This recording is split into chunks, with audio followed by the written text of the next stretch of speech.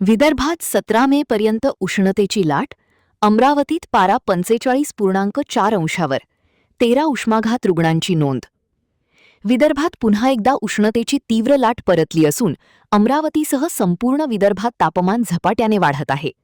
ढगाळ वातावरणानंतर काही दिवस तापमानात घट झाली होती, मात्र हवामान कोरडे होताच पाऱ्याने पुन्हा उसळी घेतली आहे.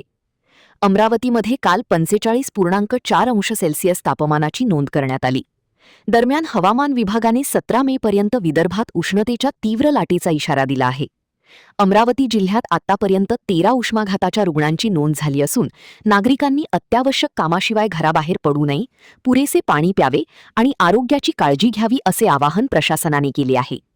उष्णतेपासून दिलासा मिळावा यासाठी शहरातील काही ट्रॅफिक सिग्नलवर हिरव्या नेटद्वारे सावलीची सुविधा करण्यात आली आहे. नमस्कार, मी doctor Pawar, civil surgeon, Amravati.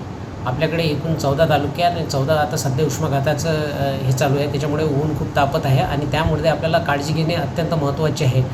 आतापर्यंत आपल्याकडे यामध्ये एकूण 13 रुग्ण विविध तालुक्यामधून नोंद झालेले आहे आणि त्याच्यामध्ये कुठलीही अशी सिरियस कंडिशनमध्ये कुठलेच नव्हते. डे केअरमध्येच आपण बरे करून त्यांना डिस्चार्ज केलेलं आहे. तरी मी जनतेला आवाहन करतो की त्यांनी सकाळी जे कामं करायचे असेल ते सकाळीच करून घ्यावे. उन्हात उगाच काम असेल तरच निघावे आणि त्याची काळजी घ्यावी. त्यासाठी सकाळी भरपूर प्रमाणात पाणी, नाश्ता करून आणि गडद कपडे न घालता फिके रंगाचे कपडे घालावे आणि कानाला रुमाल बांधायचं आणि भरपूर नाश्ता करूनच आपल्याला निघायचं काम पडत असेल तर दुपारी निघायचं, अन्यथा त्याच्याशिवाय निघू नये. आणि कुठलाही काही त्रास असल्यास नजीकच्या सर्व रुग्णालयामध्ये आपली सोय केलेली आहे. तिथे शीतवाट तयार केलेली आहे आणि तिथे लगेच जाऊन डॉक्टरांशी संपर्क साधून आपले उपचार करून घ्यावे.